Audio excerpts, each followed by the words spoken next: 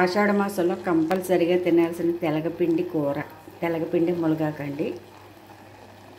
అమ్మవార్లకు కూడా నైవేద్యంగా కూడా సమర్పించుకుంటాం. ఇది ఖచ్చితంగా ఆషాఢ మాసంలో మేము ఒక చిన్న గ్లాస్కి నేను ఇది వేడ కూర వండుతున్నాను. ఒక చిన్న గ్లాస్ నీళ్ళు మరగపెట్టుకుని ఆ గ్లాస్ అంతా తెలగపిండి వేసి అందులో ఉడకబెట్టుకోవాలి. అంతే, పెద్దగా ఏముండదు. ఉడికాక ములగాకు వేసుకుని పోపు వేసుకుందాం. అది ఎలాగో చూపిస్తాను.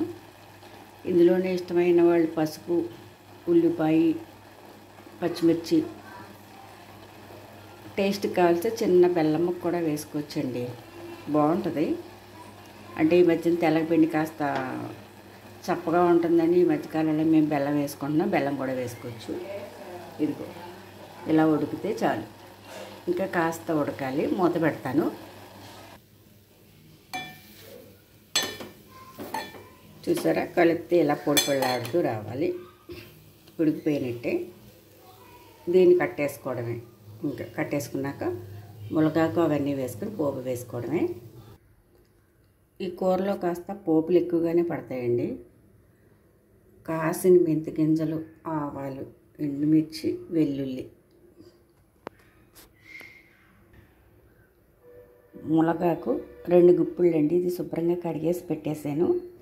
ఇది కూడా పోపు వేగాక పోపులో వేసేసుకోవడమే. నూనె పెట్టేసాను ఆల్రెడీ.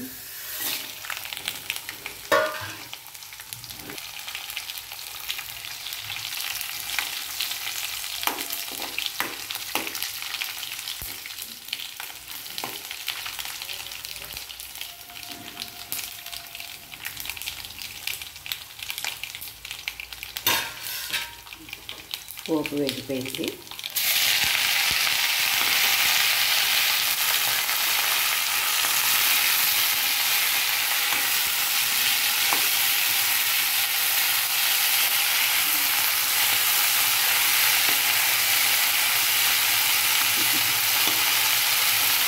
ములగాకు ఎంత గొడవ చేస్తున్నావు అమ్మయ్య, గొడవ తగ్గింది. మరీ ఫ్రెష్గా ఉండడం వల్ల చిటపట్ల ఆడిపోయిందండి బాగా. ఇది కాస్త వేగింది, మగ్గిపోయింది కూడా. ఇప్పుడు తెలగపిండి వేసేస్తాను. ఇందాక తెలగపిండి ఉడకబెట్టాక కాస్త చల్లారాక ఇలా పొడి పొడి ఆడుకోవచ్చు చూడండి. ఇది ఇందులో వేసేస్తాను.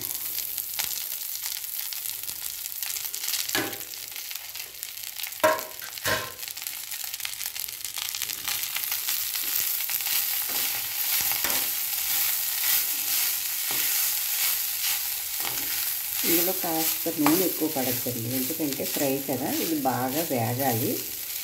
ఎంత బాగా వేగితే అంత కూర టేస్ట్ వస్తుంది. ఒక 5 నిమిషాలు మగ్గితే కూర అయిపోద్ది.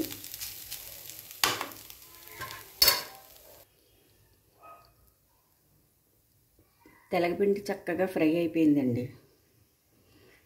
నేనైతే కాస్త ఇలా పోపులు ఎక్కువ వేసుకుంటాను. కావాల్సిన వాళ్ళు కాస్త తక్కువ వేసుకోవచ్చు. ఇది నడుంకి ఎంత బలం అంటే అంత బలం అండి. మీ ఇంట్లో ఎవరైనా పెద్దవాళ్ళు ఉంటే ఒకసారి అడగండి తెలగపిండి అంటే ఏంటని.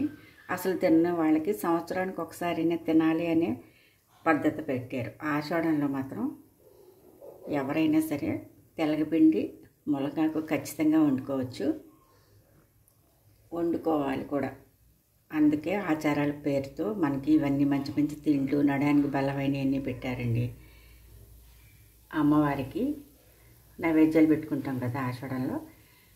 తెలగపిండి అనేది కంపల్సరీగా పెట్టాలి.